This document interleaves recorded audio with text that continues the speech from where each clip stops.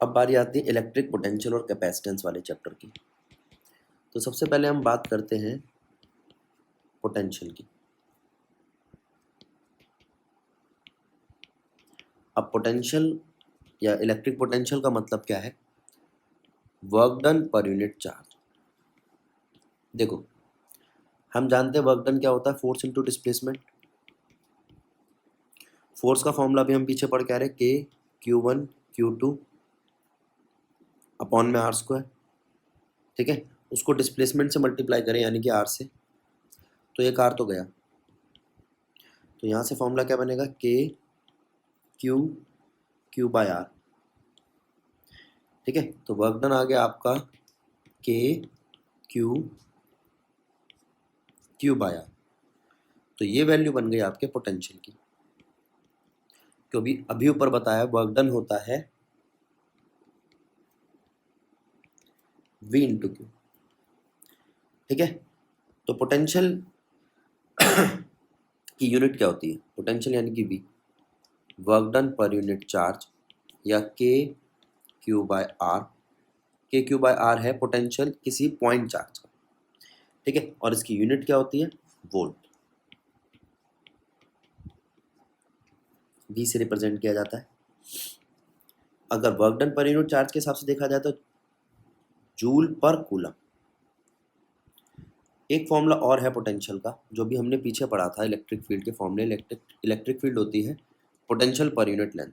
तो वहां से इसकी जो यूनिट बनेगी वो बनेगी इलेक्ट्रिक फील्ड की यूनिट मल्टीप्लाई में लेंथ। इलेक्ट्रिक फील्ड की यूनिट क्या होती है? न्यूटन पर कूलम, और मल्टीप्लाई में लेंथ यानी कि मीटर। वो भी यहीं से आई है, इक्वेट कर लो। ठीक है, अब डायमेंशन क्या होगी इसकी?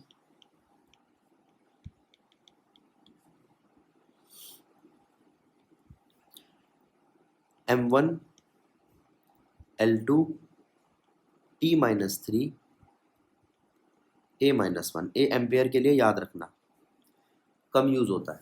आगे चलते हैं। तो ये तो बात हुई पोटेंशियल की। स्केलर क्वांटिटी है,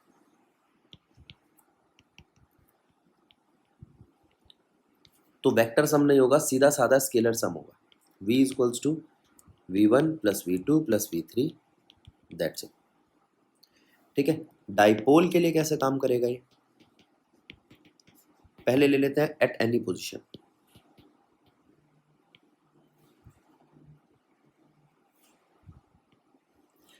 किसी भी पोजीशन पे डाइपोल कैसे आएगा? तो वो आएगा V is equals to k P by r square cos theta. ठीक, आप इसको वेक्टर फॉर्म में लिख सकते हो, के पी आर का यूनिट वेक्टर इस फॉर्म में। ठीक है, लेकिन मैंने कम ही यूज देखा इसका। और अगर मैं बात करूं आपसे, थीटा अगर 0 हो यानी कि एक्सियल पोजीशन हो, तो वैल्यू क्या बनेगी? V इज इक्वल्स टू के पी बाय आर स्क्वायर। और थीटा अगर 90 हो, इक्वेटोरियल पोजीशन हो,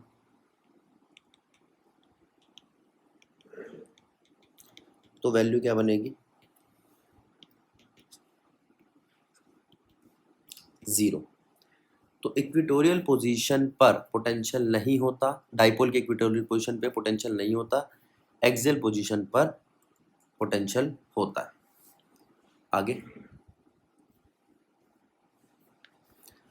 अब बारी आती है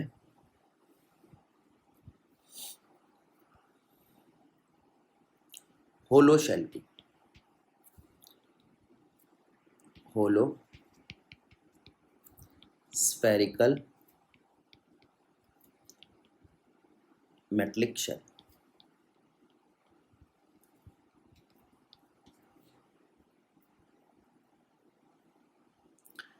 मेटालिक होना वैसे जरूरी नहीं है, खाली स्फेरिकल शेल ले लो आप।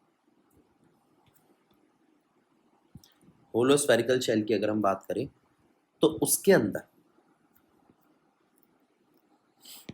चार्ज होता है ज़ीरो, इलेक्ट्रिक फील्ड होती है ज़ीरो, और पोटेंशियल होता है कांस्टेंट। अब ये कहाँ से बात आई? अभी जो हमने फॉर्मूला पढ़ा था इलेक्ट्रिक फील्ड का, वो एक्चुअली होता है -dV/dl। ठीक है, अगर मैं यहाँ पर एक कांस्टेंट वैल्यू रखता हूँ तो कांस्टेंट वैल्यू का डिफरेंशिएशन आएगा ज़ीरो, या इसका उल्टा कहूँ कि अगर इलेक्ट्रिक फील्ड ज़ीरो है तो पोटेंशियल आएगा अंदर कांस्टेंट। अब जैसे जैसे बाहर जाते जाएंगे फिर तो सेम फॉर्मूला लगेगा, डिक्रीज। अंदर कितना है कांस्टेंट, बाहर जैसे जैसे आर इंक्रीज पोटेंशियल डिक्रीज, क्योंकि फॉर्मूला है V = K/Q/R। तो V इनसाइड K/Q/R, ये रेडियस है उस स्फीयर का, और ये कांस्टेंट रहेगा। V सरफेस K/Q/R, और V आउटसाइड अब डिक्रीज करेगा, इनवर्स रिलेशन। ठीक है, तो ये आएगा कुछ आपका ग्राफ।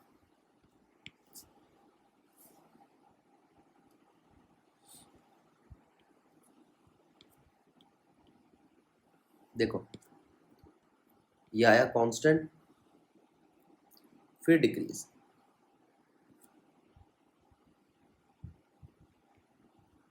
अंदर भी कांस्टेंट है,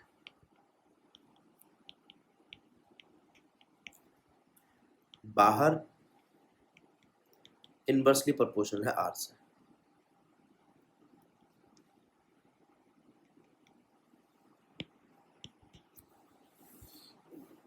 ठीक है, और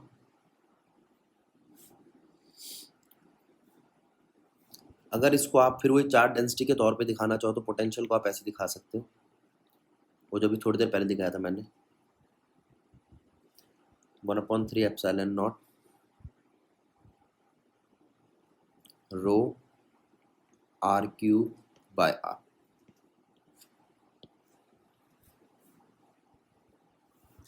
ठीक है, मतलब वही है K/Q/R।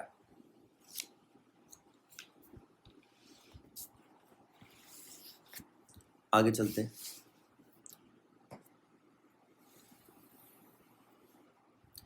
इसके बाद बारी आती है इक्विपोटेंशियल सरफेस। इक्विपोटेंशियल सरफेसेस वो सरफेस होती है जहाँ पे पोटेंशियल इक्वल रहता है। इक्विपोटेंशियल सरफेसेस में वर्क डन जीरो होता है। बातें सुनते रहो, इक्विपोटेंशियल सरफेसेस में वर्क डन जीरो होता है। Electric field lines equipotential surface से हमेशा परपेंडिकुलर होती है। इक्विपोटेंशियल सरफेस में वर्क डन जीरो होता है। दो इक्विपोटेंशियल सरफेस कभी एक दूसरे को काटती नहीं है। अब जैसे मान लो आपने कहा कि भैया यहाँ पर एक प्लस का चार्ज है, ठीक है, अकेला चार्ज है, तो इसकी इक्विपोटेंशियल सरफेसेस कैसी होंगी? पहले तो हम इलेक्ट्रिक फील्ड बना लेते हैं।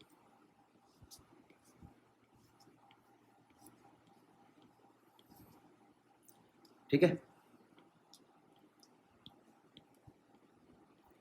अब इससे इक्विपोटेंशियल सरफेस कैसी आएगी? ऐसे।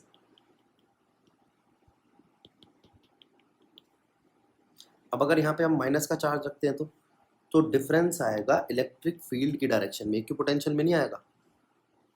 इक्विपोटेंशियल सरफेस तो वैसी ही रहेगी, स्फेरिकल।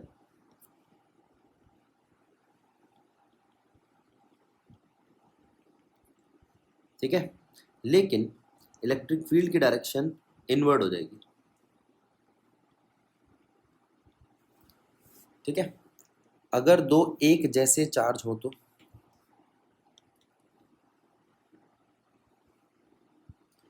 इक्विपोटेंशियल सरफेस कैसी बनेगी? पहले इलेक्ट्रिक फील्ड लाइंस बनाओ, रिपेल करती हुई इक्विपोटेंशियल सरफेस कुछ ऐसी बनेंगी।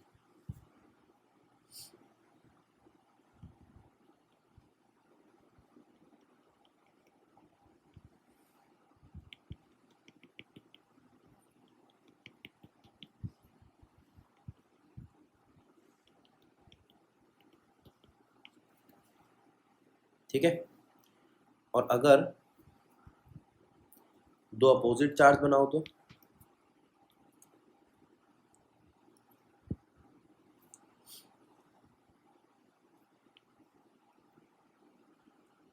तो ये इलेक्ट्रिक फील्ड लाइंस है।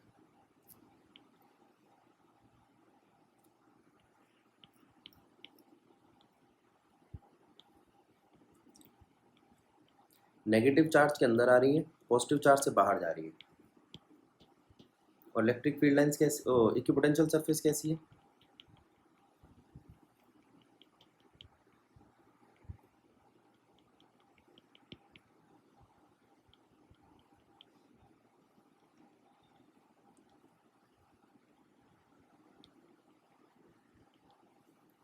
ठीक है।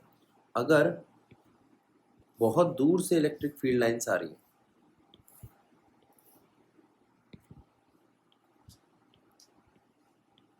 तो इक्विपोटेंशियल सरफेस इस तरीके की होगी, एक प्लेन शीट की फॉर्म में, परपेंडिकुलरली उसको पेनिट्रेट करती है। अब आप चाहो तो उसको पेनिट्रेट कराने के लिए कुछ इस तरीके से दिखा सकते हो।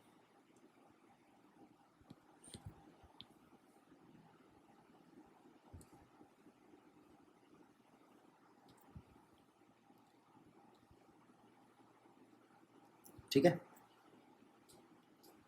तो ये होगी तुम्हारी इक्विपोटेंशियल सरफेसेस। याद रखना इलेक्ट्रिक फील्ड लाइन से इनकी डायरेक्शन परपेंडिकुलर होती है। अच्छा, अब रिलेशन बिटवीन, वैसे इसकी बात कर चुके हैं हम, इलेक्ट्रिक फील्ड और पोटेंशियल की। तो आपको सबसे पहले तो ध्यान रखना इलेक्ट्रिक फील्ड पोटेंशियल का ग्रेडियंट है। ठीक है। दूसरा,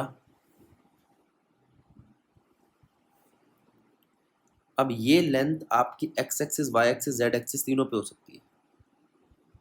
तो आप ये कह सकते हैं कि इलेक्ट्रिक फील्ड कुछ इस तरीके से लिखी जा सकती है, minus of D V by D X I के लिए, minus of D V by D Y J के लिए, minus of D V by D Z के लिए। वी पर कोई फर्क नहीं पड़ा क्योंकि वी तो स्केलर क्वांटिटी है। ठीक है।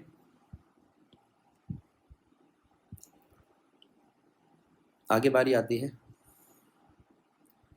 Potential energy.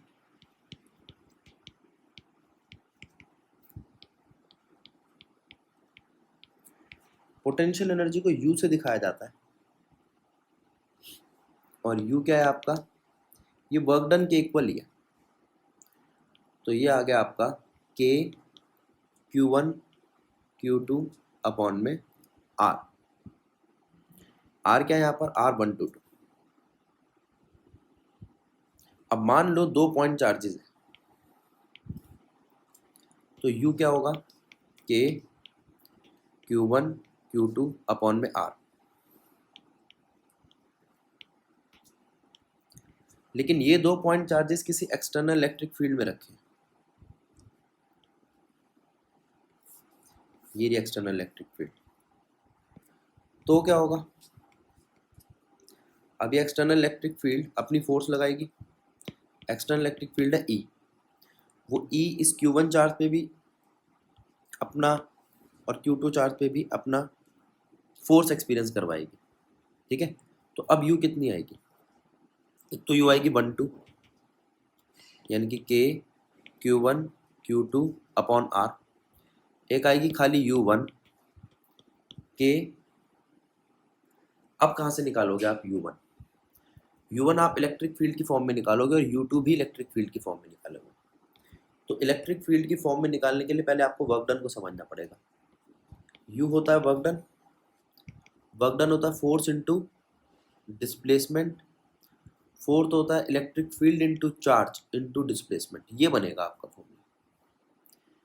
तो U1 आएगा, बाहर से जो एक्सटर्नल इलेक्ट्रिक फील्ड लग रही है E, चार्ज 1 का और उसका डिस्प्लेसमेंट, ये ई चार्ज 2 का और उसका डिस्प्लेसमेंट।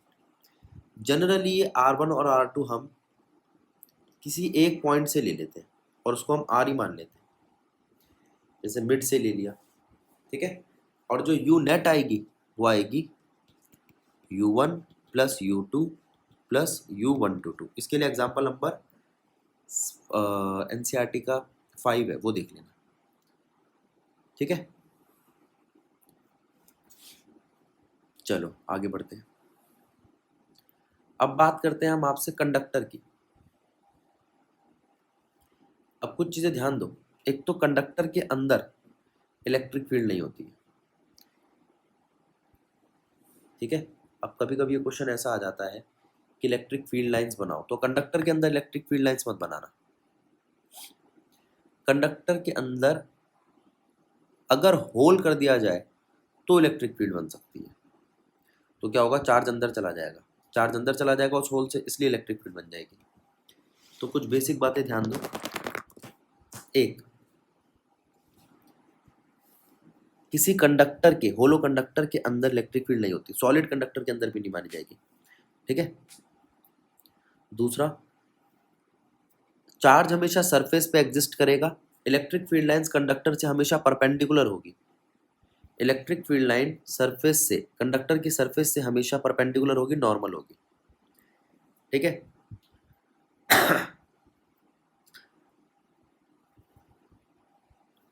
अगर मैं किसी कंडक्टर को लेता हूं तो उसके अंदर कोई एक्सेस चार्ज नहीं होगा। मान लो ये कंडक्टर है, तो उसके अंदर चार्ज नहीं है, इलेक्ट्रिक फील्ड नहीं है, पोटेंशियल है, बिल्कुल है, और कांस्टेंट है। पूरे वॉल्यूम में सेम रहेगा और कांस्टेंट रहेगा। सरफेस पे इलेक्ट्रिक फील्ड कितनी रहेगी, जो भी उसकी चार्ज डेंसिटी है डिवाइड बाय एप्सिलॉन नॉट, और ये नॉर्मल है, यानी कि इलेक्ट्रिक फील्ड लाइंस जो बनेगी वो हमेशा सरफेस से नॉर्मल बनेगी, ठीक है।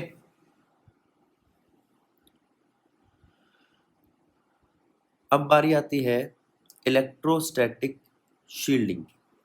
मान लो आपको किसी चार्ज को शील्ड करना है, तो आप उसको किसी कंडक्टर की कैविटी में रखेंगे। ये कंडक्टर के गड्ढे में रखने से बाहर के किसी भी इलेक्ट्रिक फील्ड से वो सुरक्षित हो जाएगा, क्योंकि वो इलेक्ट्रिक फील्ड अंदर जा ही नहीं सकती, ठीक है। तो इस चार्ज की शील्डिंग हो रही है बाहर से, क्योंकि वो जो कंडक्टर है वो बाहर की किसी भी इलेक्ट्रिक फील्ड या किसी भी चार्ज को अंदर आने नहीं देगा, इसलिए शील्ड हो जाएगा, ठीक है। तो ये तो बात हुई कंडक्टर की। अब देखो, मान लो ये कंडक्टर है, ठीक है, और बाहर से इलेक्ट्रिक फील्ड आ रही है। तो ये इलेक्ट्रिक फील्ड लाइन है, अंदर कंडक्टर की इलेक्ट्रिक फील्ड कितनी है, 0। अंदर चार्ज कितना है, 0। अंदर पोटेंशियल कितना है, कांस्टेंट, ठीक है। लेकिन अगर ये कंडक्टर नहीं है, अभी तो ये कंडक्टर है, अगर ये डाइलेक्ट्रिक है या इंसुलेटर है, अगर मैं आपसे बात करूं डाइलेक्ट्रिक की, तो जरा ध्यान देना मेरी बात पे। ये डाइलेक्ट्रिक है, सबसे पहली बात, ये एक इंसुलेटर है। इंसुलेटर चार्ज को फ्लो होने नहीं देता, चार्ज को रोक लेता है, ठीक है। अब यहां पर चार्ज स्टे करेगा, बाहर से आई इलेक्ट्रिक फील्ड इस पे अपना असर डालेगी। मान लो ये पॉजिटिव साइड है, तो ये इसकी नेगेटिव चार्ज को अपनी तरफ अट्रैक्ट करेगी, और ये नेगेटिव साइड है, तो ये इसकी पॉजिटिव साइड को अपनी तरफ अट्रैक्ट करेगी। और ये इंसुलेटर इस तरीके से डाइलेक्ट्रिक बन जाएगा, जिसपे दोनों चार्ज दिखाई दे रहे हैं आपको। होता क्या है, यहां पर इस तरीके से चार्ज अपने आप को अलाइन कर लेता है प्लस माइनस के पोल्स में।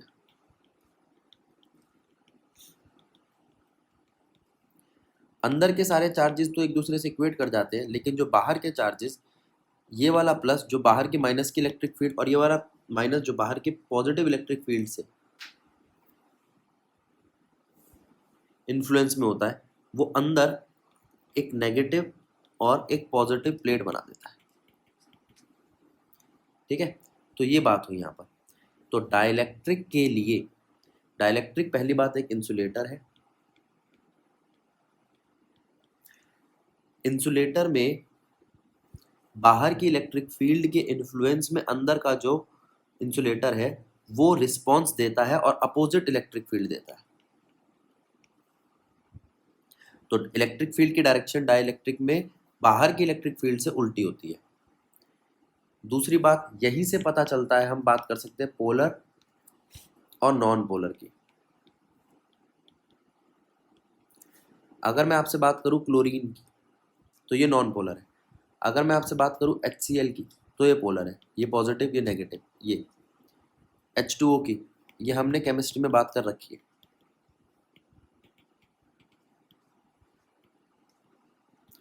ठीक है, अब अगर कोई चीज पोलर है तो वो डाइलेक्ट्रिक दिखाएगी। तो पोलर मॉलिक्यूल्स कौन से होते हैं? पोलर मॉलिक्यूल्स वो होते हैं, पोलर मॉलिक्यूल्स वो होते हैं जिसमें पॉजिटिव और नेगेटिव चार्ज में सेपरेशन होता है, जहां पर डाइपोल्स होते हैं। ठीक है, पोलर मॉलिक्यूल्स वो होते हैं जिनमें परमानेंट डाइपोल मूवमेंट होता ही है। नॉन पोलर मॉलिक्यूल्स वो होते हैं जहां पे पॉजिटिव और नेगेटिव चार्ज जो है वो कोसेंट्रिक होता है, उनका इफेक्ट जो होता है वो एक ही सेंटर पे आ रहा होता है। ठीक है, या यूं कहो पॉजिटिव और नेगेटिव चार्ज कोइंसाइड कर रहे होते हैं। नॉन पोलर मॉलिक्यूल्स जो होते हैं उनका परमानेंट डाइपोल जीरो होता है, परमानेंट डाइपोल मूवमेंट जीरो होता है। तो ये नॉन पोलर की बात हो गई, पोलर की बात हो गई और डाइलेक्ट्रिक की बात हो गई। अब हम बात करने जा रहे हैं आपसे अगली टर्म की, जिसका नाम है कैपेसिटेंस।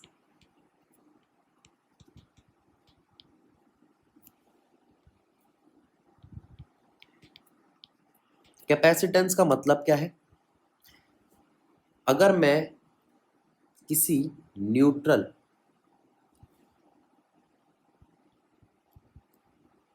कंडक्टिंग प्लेट को चार्ज्ड कंडक्टिंग प्लेट के नजदीक लाता हूं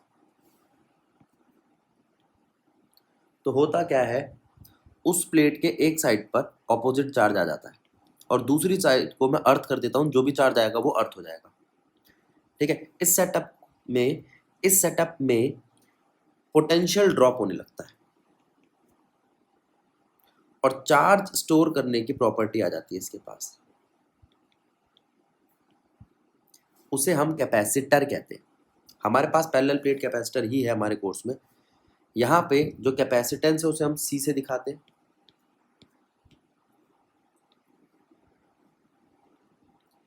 देखो यहाँ पे जो कैपेसिटेंस है उसे हम C से दिखाते हैं। C इनवर्सली प्रोपोर्शनल है V के। ठीक है, तो C इक्वल्स टू QV, ये फॉर्मूला बन जाता है। याद रखना, जितना पोटेंशियल कम होगा उतनी कैपेसिटी बढ़ेगी। ठीक है, अच्छा वैसे ये फॉर्मूला कहाँ से ड्राइव हुआ है कि चार्ज जो है वो पोटेंशियल पे डिपेंड करता है। प्रोपोर्शनैलिटी का साइन हटने पर जो हमारे पास कांस्टेंट आता है वो C आता है।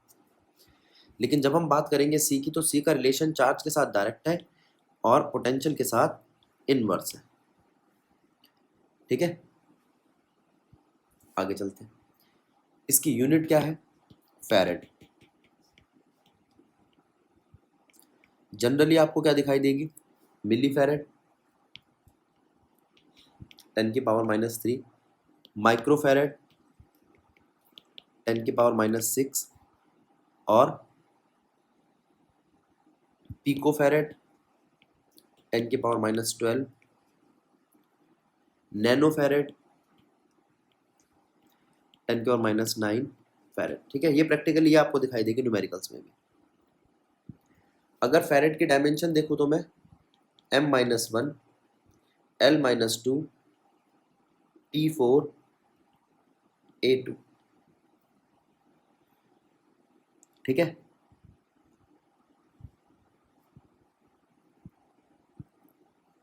आगे चलते हैं।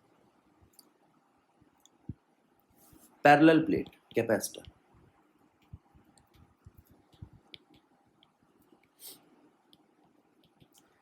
पैरेलल प्लेट कैपेसिटर की कैपेसिटेंस होती है epsilon naught A by D. A है एरिया उन पैरेलल प्लेट्स का,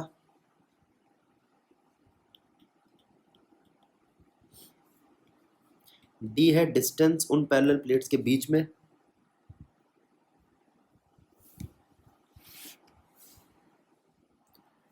ठीक है, और एप्सिलॉन नॉट है इनके बीच का मीडियम।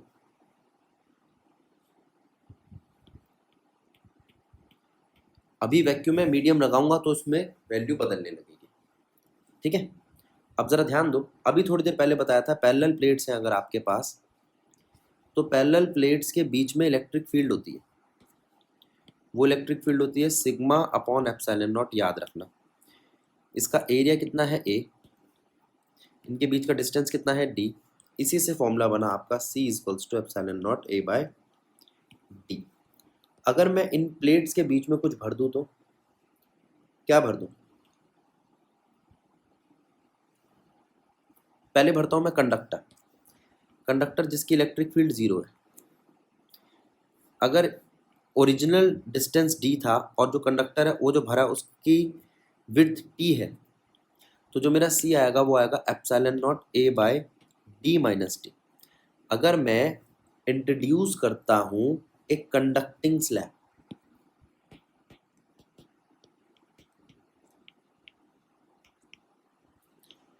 कंडक्टिंग स्लैब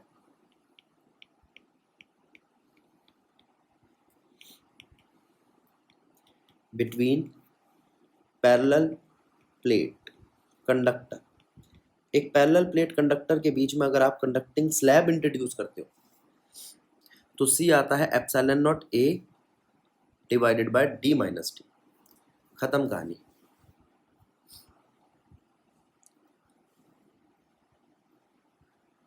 ठीक है, अगर आप कोई डाइलेक्ट्रिक स्लैब इंट्रोड्यूस करते हो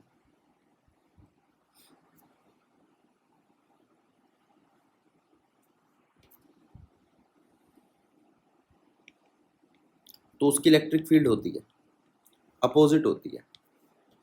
ओरिजिनल इलेक्ट्रिक फील्ड E थी, तो अब नई इलेक्ट्रिक फील्ड क्या आएगी?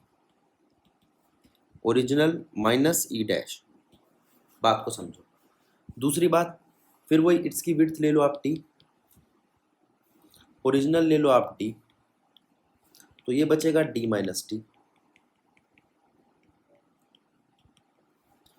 ठीक है, तो C जो आएगा वो आएगा epsilon naught A divided by d minus T plus T by के। अब ये टी की वैल्यू वेरी करेगी। मान लो आपने कहा टी तो डी के बराबर है, आपने पूरा का पूरा पैरेलल प्लेट कैपेसिटर डाइलेक्ट्रिक से भर दिया, तो क्या होगा? तो जो C आएगा वो आएगा epsilon naught A D minus D plus D by के, यानी कि C आएगा K times of epsilon naught A by T.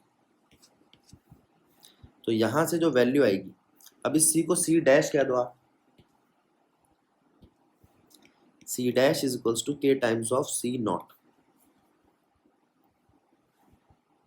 यहां पे C नॉट है epsilon naught A by D, C dash है epsilon medium A by D. Epsilon medium होता है एप्सिलॉन R मल्टीप्लाई में epsilon naught A by D. बात को समझो, और यही epsilon naught dielectric constant K के इक्वल होता है। तो C डैश क्या आ गया? K times of C naught. तो किसी भी तरीके से समझ लो इसको, ये फॉर्मूला बहुत इंपॉर्टेंट है ये, ठीक है। अब वैसे तो कोर्स में है नहीं, फिर भी अगर आपको स्फेरिकल या सिलेंड्रिकल कैपेसिटर के बारे में देखना हो तो तो सी स्फेरिकल के लिए क्या आएगा?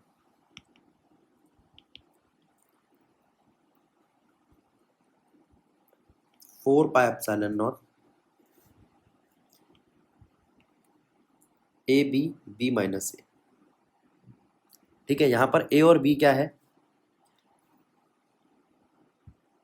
ए है इनर रेडियस, बी है आउटर रेडियस।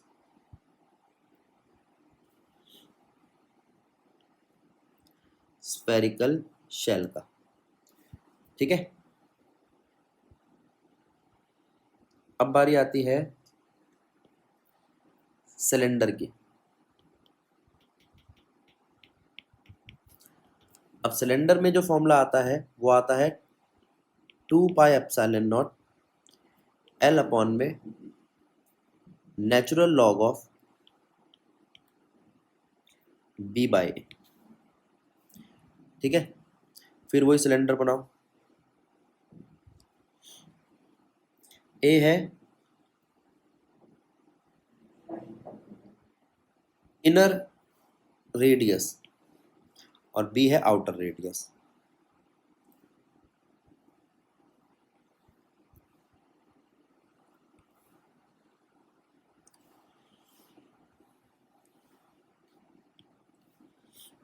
और एल है लेंथ।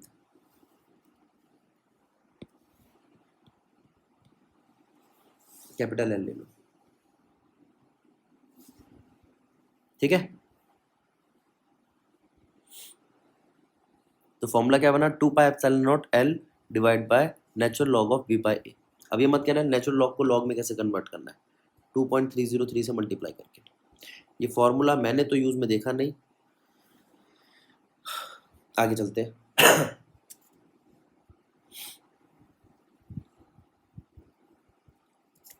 ठीक है, अगर कोई कैपेसिटर के बीच में पूरी तरीके से कंडक्टिंग स्लैब भर दे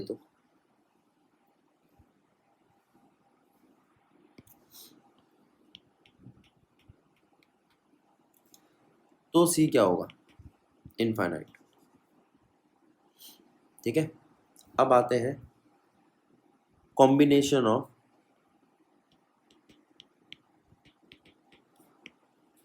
कैपेसिटर।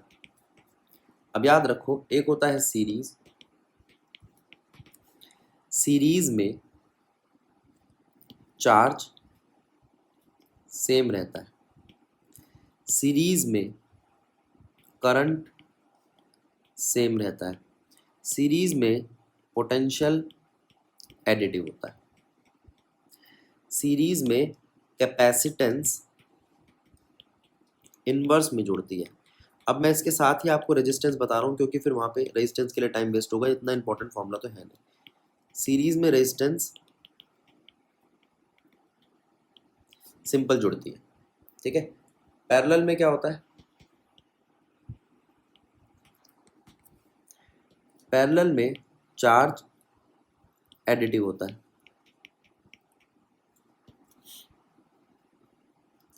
करंट एडिटिव होता है, पोटेंशियल सेम रहता है। पोटेंशियल के साथ साथ ईएमएफ भी बोल देना, इसमें कंफ्यूज हो जाते हैं। वैसे ईएमएफ तो सेल का होता है, पोटेंशियल एडिटिव होता है। और क्या चीज़ होती है यहाँ पे? अब बारी आती है रेजिस्टेंस की। पैरेलल में कैपेसिटेंस जुड़ता है और पैरेलल में रेजिस्टेंस का इनवर्स जुड़ता है। ठीक है, अच्छा,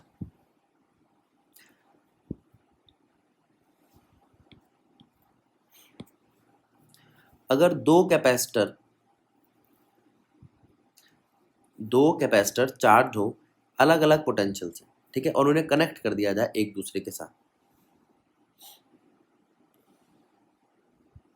ऐसे, ये C1 ये C2, C1 को अलग से चार्ज किया है,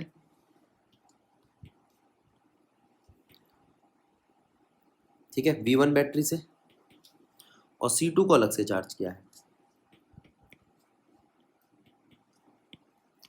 V2 बैटरी से, और दोनों को एक साथ लगा दिया, कनेक्ट कर दिया, तो क्या होगा? तो बात को समझो। चार्ज जो है वो फ्लो करेगा हायर पोटेंशियल से लोअर पोटेंशियल पर। चार्ज फ्लो करेगा हायर पोटेंशियल टू लोअर, और एक कॉमन पोटेंशियल पे आ जाएगा, और कॉमन पोटेंशियल पे आके रुक जाएगा। अब आपको समझना है कॉमन पोटेंशियल कितना है। कॉमन पोटेंशियल है टोटल चार्ज, जो भी टोटल चार्ज है, डिवाइड बाय टोटल कैपेसिटेंस।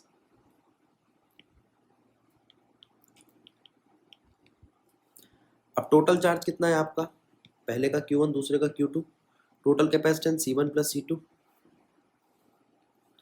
अब Q1 आप लिख सकते हो C1 V1 और Q2 C2 V2। तो यहां से जो कॉमन पोटेंशियल आएगा वो आएगा ये C1 V1 plus C2 V2 upon में C1 प्लस C2।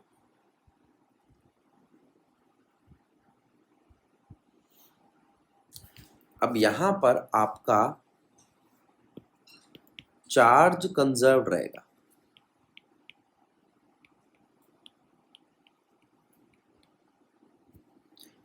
ठीक है, लेकिन एनर्जी का लॉस होगा।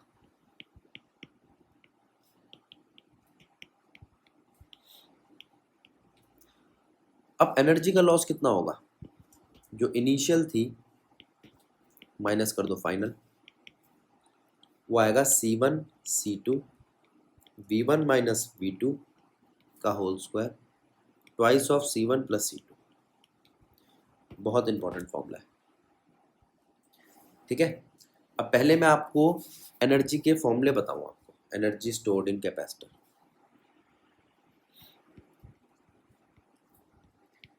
Energy stored in capacitor.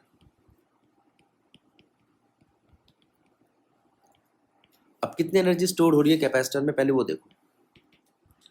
Half CV square आया कहां से, वो एनर्जी का फॉर्मूला तो वर्क डन से आता है, और वर्क डन होता है V into Q. Delta work done हो जाएगा V इंटू डी क्यू, और V के अंदर कौन सी वैल्यू रखेंगे हम, Q बाय C, ठीक है। इसको इंटीग्रेट कर दोगे आपके पास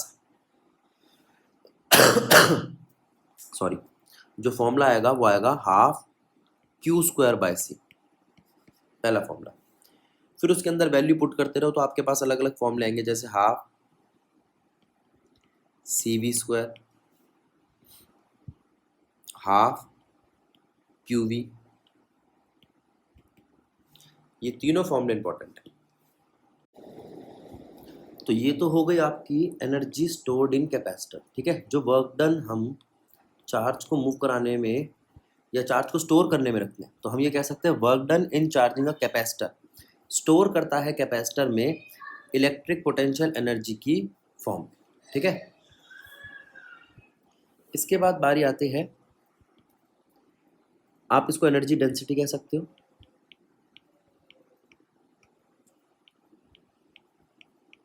एनर्जी डेंसिटी, एनर्जी डेंसिटी है एनर्जी पर यूनिट वॉल्यूम, ठीक है। एनर्जी डेंसिटी है एनर्जी पर यूनिट वॉल्यूम, और इसकी वैल्यू आएगी half epsilon not electric field का स्क्वायर, ठीक है। Half epsilon not electric field का स्क्वायर, ये फॉर्मूला बड़ा इंपॉर्टेंट है। अच्छा, एनर्जी डेंसिटी आ गई। अब वो कहता है अगर हम एक कैपेसिटर लेते हैं,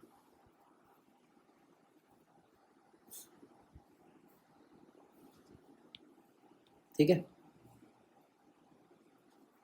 और उसको चार्ज करते हैं पोटेंशियल V से, तो यहां पे उसकी जो एनर्जी आती है वो क्या आती है आपकी,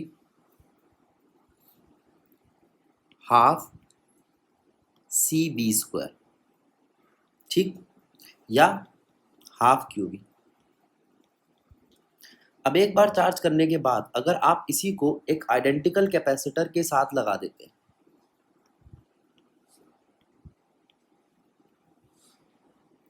तो चार्ज आधा हो जाता है, कैपेसिटर 2 हो जाते हैं, ठीक है, और पोटेंशियल बढ़ जाता है। तो पोटेंशियल एनर्जी जो है आपकी half Q dash V dash बन जाती है, यानी कि हाफ Q/2 V/2। लेकिन जैसा मैंने आपको बताया कैपेसिटर हो गए हैं 2, तो इस पूरी क्वांटिटी को आपको 2 से मल्टीप्लाई करना पड़ेगा, ठीक है। तो जो U न्यू आएगी वो आएगी 1/4 QV, या आप कह सकते हो हाफ ऑफ ओरिजिनल U, उसको मैं U ओल्ड कह देता हूँ, ठीक है। इस फॉर्मूले को ध्यान रखो। हाँ, बात ये तभी लगेगी जब आइडेंटिकल कैपेसिटर हो। ये मैंने इसलिए करा दिया आपको फॉर्मूला क्योंकि एनसीईआरटी में इस पे बेस्ड क्वेश्चन है। पोटेंशियल भी हाफ हुआ, चार्ज भी, पोटेंशियल भी बटा और चार्ज भी बटा, और कैपेसिटर 1 से 2 हो गए, इसलिए एनर्जी भी डबल हो गई, ठीक है। यहाँ बच्चा वो डबल करना भूल जाता है, और अगर कैपेसिटर वगैरह इक्वल ना हो तो आप इस फॉर्मूले का इस्तेमाल करेंगे। पोटेंशियल तब तक चलेगा जब तक कॉमन पोटेंशियल ना आ जाए, उसके बाद इनिशियल माइनस फाइनल से ये लॉस आएगा, ठीक है। और यहाँ पे लॉस कितना आएगा, loss in potential energy is equals to new potential energy minus old potential energy, ठीक है।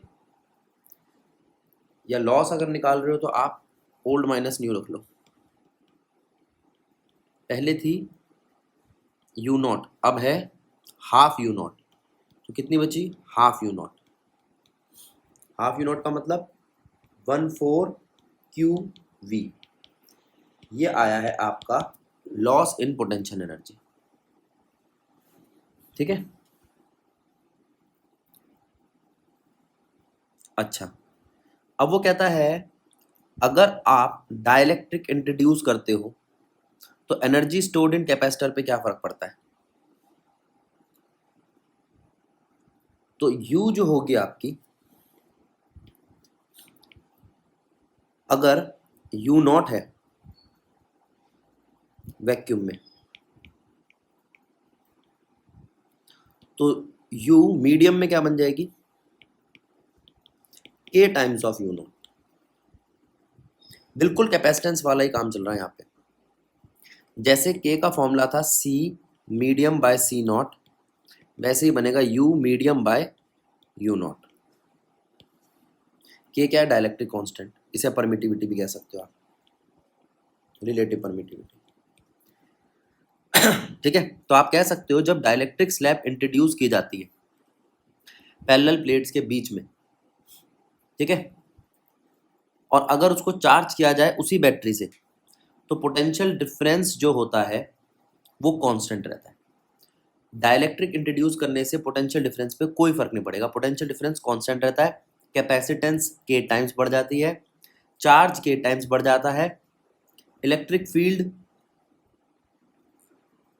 E0 ही मान लो आप, सेम रहती है, ठीक है। और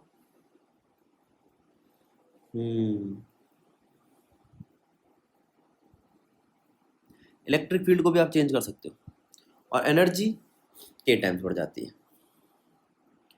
when dielectric slab is introduced between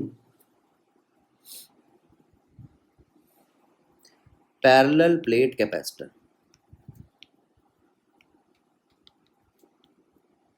then potential remain constant, electric field remain constant, capacitance increase k time, potential energy increase k time। ठीक है, अगर सेम बैटरी उसको चार्ज कर रही है तो चार्ज भी आप कह सकते हो के टाइम्स हो जाएगा। ठीक है, चार्ज इंक्रीज के टाइम्स।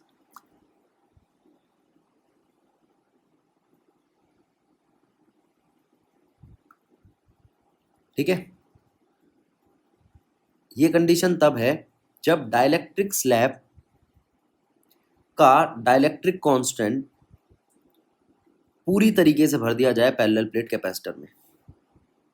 एक बात, दूसरी बात, जिससे उसको चार्ज किया जा रहा है वो बैटरी कनेक्टेड रहे, वो बैटरी कनेक्टेड, तो इसलिए इसके ऊपर यहां लिख लो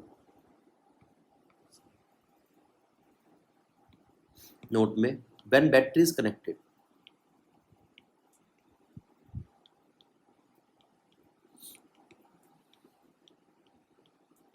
अब जरा ध्यान देना क्या होगा जब बैटरी डिस्कनेक्ट कर दी जाएगी। मैं पूरी चीज को कॉपी कर रहा हूं जिससे आपको भी ये, आपके दिमाग में भी ये कॉपी रहे, ये सारी चीजें चेंज नहीं होंगी। अब देखो, व्हेन बैटरी इज डिस्कनेक्टेड तो क्या होगा, एक तो पोटेंशियल में चेंज आ जाएगा, पोटेंशियल के टाइम्स डिक्रीज कर जाएगा, इलेक्ट्रिक फील्ड भी के टाइम्स डिक्रीज कर जाएगी। जो मैं कह रहा था ना, ये इस पे चेंज आना चाहिए, पोटेंशियल के टाइम डिक्रीज कर जाएगा, इलेक्ट्रिक फील्ड के टाइम डिक्रीज कर जाएगी, एनर्जी भी के टाइम्स डिक्रीज कर जाएगी। समझ रहे हो? तो बैटरी डिस्कनेक्ट करने पर पोटेंशियल का फॉर्मूला क्या बनता है, जो था पहले पोटेंशियल बाय के, एनर्जी का फॉर्मूला क्या बनता है, जो थी पहले एनर्जी बाय के, और एनर्जी का फॉर्मूला क्या बनता है, सॉरी ये इलेक्ट्रिक फील्ड था, एनर्जी का बनता है जो थी पहले एनर्जी बाय के टाइम्स। ठीक है,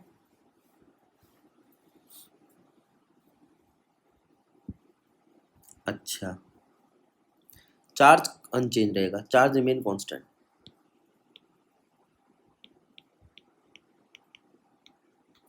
और कोई चेंज, कैपेसिटेंस इंक्रीज ही करेगा, उससे कोई फर्क नहीं पड़ता। बैटरी हटाने के बाद भी कैपेसिटेंस के टाइम ही रहेगा, वही C इज इक्वल्स टू के times of C not. Battery disconnect करने पर पोटेंशियल डिक्रीज कर जाएगा, एनर्जी डिक्रीज कर जाएगी, और इलेक्ट्रिक फील्ड भी डिक्रीज कर जाएगी। और यहां पर बैटरी अगर कनेक्टेड है तो कैपेसिटेंस का वही फॉर्मूला रहेगा, चार्ज इंक्रीज करेगा। ठीक है, के टाइम्स हो जाएगा बस। तो ये लेसन नंबर 2 के आपके यहाँ फॉर्मूले होते हैं समाप्त। अब बात करें, एक चीज और समझ लो आप, अगर मान लो कैपेसिटर में, पैरेलल प्लेट कैपेसिटर में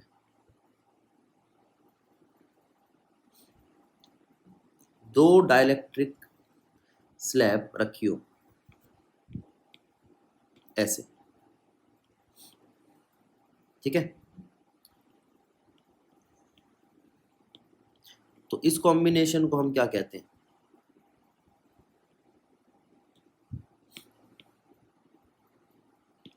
इस कॉम्बिनेशन को हम क्या देते हैं, सीरीज। ठीक है, मान लो यहाँ पे प्लस है तो यहाँ आएगा आपका माइनस, फिर प्लस, फिर माइनस, तो ये सीरीज बन जाता है। ये K1, ये K2, यहाँ पर जो आपका D था वो हाफ हो जाता है, जो विड्थ थी वो तो हाफ हो जाती है, लेकिन एरिया सेम रहता है। तो आप कह सकते हो जो ये सी है, नया सी, वो सी सीरीज बनकर आएगा, वो होगा C1 plus C2, 1/C1 plus 1/C2। अब ये C1 और C2 ढूंढते हैं पहले। C1 होता है epsilon naught A by D, A तो ठीक है लेकिन डी आधा हो गया और यहाँ पर के मीडियम भर दिया। C2 होता है epsilon naught A by d, फिर वो डी आधा हो गया और यहाँ पर K2 भर दिया। तो यहाँ से C सीरीज क्या आएगा, 1/K1 epsilon naught A d by 2, ठीक है, 1/K2 epsilon naught A d by 2, ठीक है। अब सॉल्व करो इसको। इसी तरीके से केस आता है पैरेलल का। अगर दो स्लैब इस तरीके से रखी हो, दो डाइलेक्ट्रिक स्लैब इस तरीके से रख दी जाए,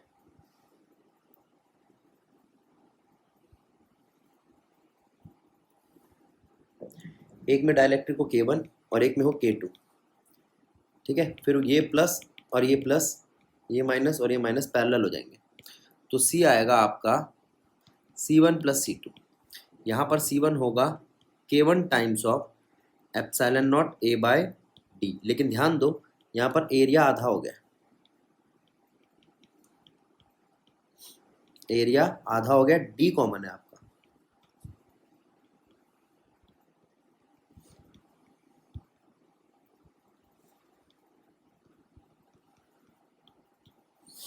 ध्यान रखो, ठीक है। तो पैरेलल में इन दोनों को ऐड कर दो, आपके पास C पैरेलल आ जाएगा।